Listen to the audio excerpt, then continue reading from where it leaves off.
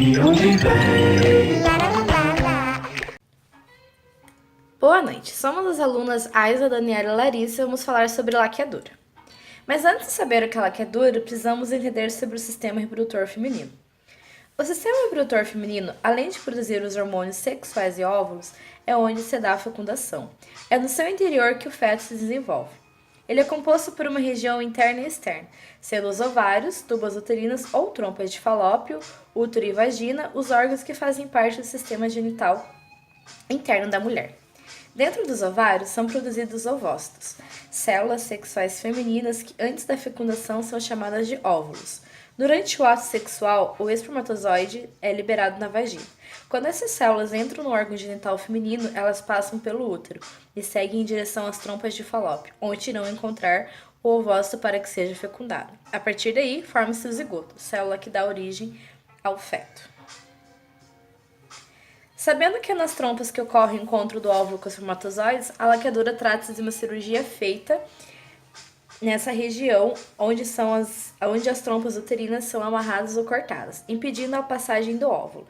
Dessa forma, quando ocorre a relação sexual, o espermatozoide não encontra o óvulo, evitando assim a fecundação e a gravidez. A ligadura das trompas é o método contraceptivo definitivo. Antes de realizar a cirurgia, a mulher deve analisar outras formas de evitar a gravidez, pois a ligadura de trompas é uma esterilização e não um método anticoncepcional. O método pode ser feito por mulheres que não desejam mais ter filhos por opção própria, mas só é permitido por lei em mulheres maiores de 25 anos ou com pelo menos 2 filhos vivos. Tipos de laqueadura. Todos seguem o princípio básico, que é impedir a passagem do ovócito e dos espermatozoides pelas trompas. Existe a forma de anéis de plástico, cauterização, fios de sutura. Na laqueadura abdominal, temos a laparotomia, que é o método mais comum utilizado no SUS, em que um corte horizontal semelhante a um corte de cesariana é feito na barriga. Devido ao tamanho do corte, trata-se de uma operação mais invasiva, com maior risco de infecção e dor no pós-operatório. Mini laparotomia. Assim como na laparotomia, a laqueadura é feita por meio de um corte abdominal, acima da pubis. Porém, no caso da mini laparotomia, esse corte é bem menor. Laparoscopia. Esse procedimento se baseia na inserção de uma mini câmera em pequenos furos realizados na região do abdômen.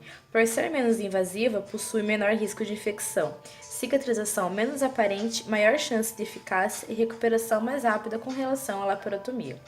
Na laqueadura vaginal, temos a colpotomia. Ela é feita por meio de uma excisão pelo fundo de saco posterior da vagina, espaço ao redor do colo uterino, na região posterior, a partir de onde as trompas são alcançadas. Entretanto, apresenta maior risco de infecção. Na histeroscopia, permite acesso às trompas através da cavidade uterina, mas esse procedimento não é realizado corte nenhum. A laqueadura não altera ciclo menstrual e nem causa alteração nos níveis hormonais femininos, lembrando que esse método não protege contra a DST.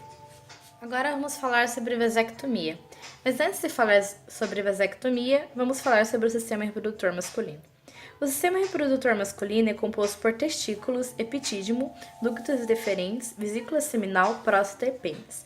É nos testículos que se faz a produção do espermatozoide, porém é nos ductos ou canais deferentes que é armazenado e transportado até a uretra.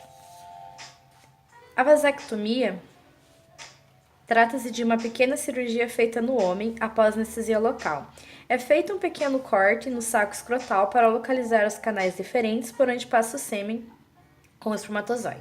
Esses canais são cortados e depois amarrados, e por fim, o médico fecha o pequeno corte. Dessa forma, os espermatozoides produzidos não são expelidos durante a ejaculação, evitando a gravidez. Esse método não altera o desempenho sexual e também não protege contra a DST.